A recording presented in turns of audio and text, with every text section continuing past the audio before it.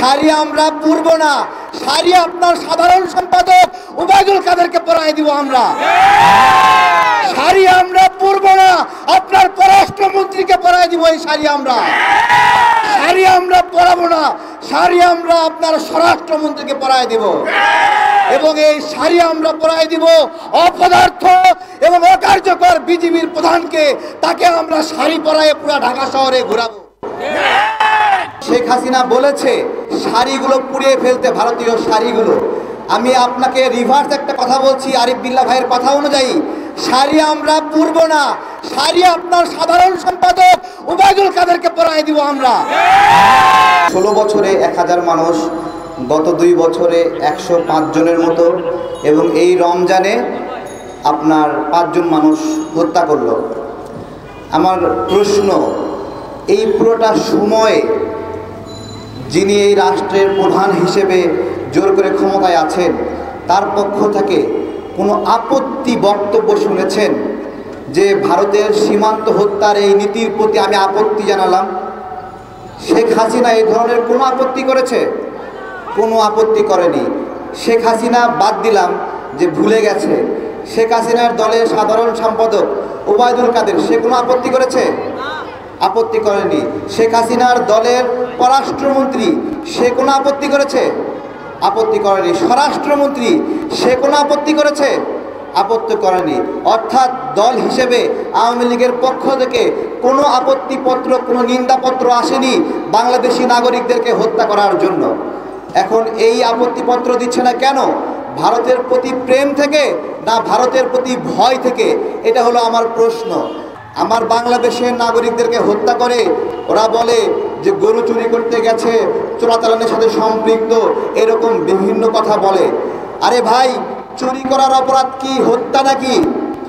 তাহলে সৌদি আরব সহ ইসলামিক দেশগুলো চুরি করার অপরাধে যে হাত কাটে, আপনারা সেই হাত কাটার নিন্দা করেন, তাহলে এই হত্যার নিন্দা কেন করছেন না আপনারা? আমার আপনাদের কাছে প্রশ্ন, বলেন। বিশ্বের বিভিন্ন দেশের মানুষ যায়। এই যে ইতালি, ইউরোপ, আমেরিকা, মেক্সিকো সীমান্তে অসংখ্য ইন্ডিয়ান নাগরিক পাগলের মতো ঘোরাফেরা করে, কাজ পায় না, ভিক্ষুকের মতো ঘোরাফেরা করে, অবৈধ কোনো ডকুমেন্টস নাই, সাগর পাড়ি দিয়ে জীবনের ঝুঁকি নিয়ে ইন্ডিয়ানরা গেছে। তো ইতালির নাগরিকরা ইন্ডিয়ানকে গুলি করে? বলেন, মেক্সিকো সীমান্তে ইন্ডিয়ানদের গুলি করা হয়? তাহলে ইন্ডিয়া কেন গুলি করছে? ইন্ডিয়া এই জন্য গুলি করছে, বিশ্বে একটাই মাত্র বর্বর রাষ্ট্র এবং সন্ত্রাসী রাষ্ট্র, যেটা হলো ইন্ডিয়া। যারা অন্য ধর্মের প্রার্থনার যে জায়গা, সেটা শাবল দিয়ে গুতায় গুতায়, হাতুড় দিয়ে ভেঙে ভেঙে বাবরি মসজিদ হত্যা করেছে। এইরকম বর্বর জাতি সারা বিশ্বের কোথাও আছে কিনা আপনারা আমাকে দেখান। বিশ্বের কোথাও গত 200 বছরে কেউ দেখাতে পারবে না কোনো গির্জা ভেঙে মসজিদ করা হয়েছে। গত 200 বছরে কেউ দেখাতে পারবে না কোনো মসজিদ ভেঙে গির্জা করা হয়েছে।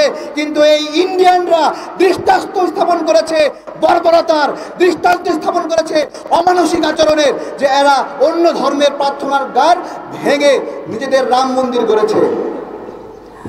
আমাদের দুঃখের অনেক জায়গা আছে। আমাদের মুসলিম দেশগুলো এই জায়গায় অভিভাবক হিসেবে ভূমিকা পালন করতে পারে। তখন বলতে পারতো সৌদি আরবের প্রশাসন যে ইন্ডিয়ানদের সৌদি আরবে চাকরি দেব না, তখন ওমানের প্রশাসন বলতে পারতো চাকরি দেব না, কুয়েতে। দুঃখের বিষয়, সেই লিডারশিপের জায়গা তারা নিতে পারেনি। তারা যদি সেই লিডারশিপের জায়গা না নিতে পারে, বাংলাদেশের কোন নেতা সেই জায়গা নিয়ে এই ইন্ডিয়ানদেরকে সারা বিশ্বে প্রতিহত করবে ইনশাআল্লাহ। 1,80,00,000 প্রবাসী বিশ্বের বিভিন্ন জায়গায় ছড়ায় আছে। আমরা বলছি সকল প্রবাসী ভাইকে, ভাইরাসের মতো সারা বিশ্বে ছড়িয়ে এই ইন্ডিয়ানদের কুকীর্তি আপনারা প্রকাশ করে দেন। এরা কিভাবে মানুষকে হত্যা করছে আমাদের সীমান্তে, কিভাবে মুসলিমদেরকে গরুর মাংস খাওয়ার জন্য পিটায় পিটায় হত্যা করছে। আপনারা বলবেন এত জোরে কথা কেন বলি? আরে ভাই, যত জোরে কথা বলি, যত গালি দেই, তা মানুষ হত্যার সমান নয়, সীমান্তে নাগরিক হত্যার সীমান নয়। ঠিক।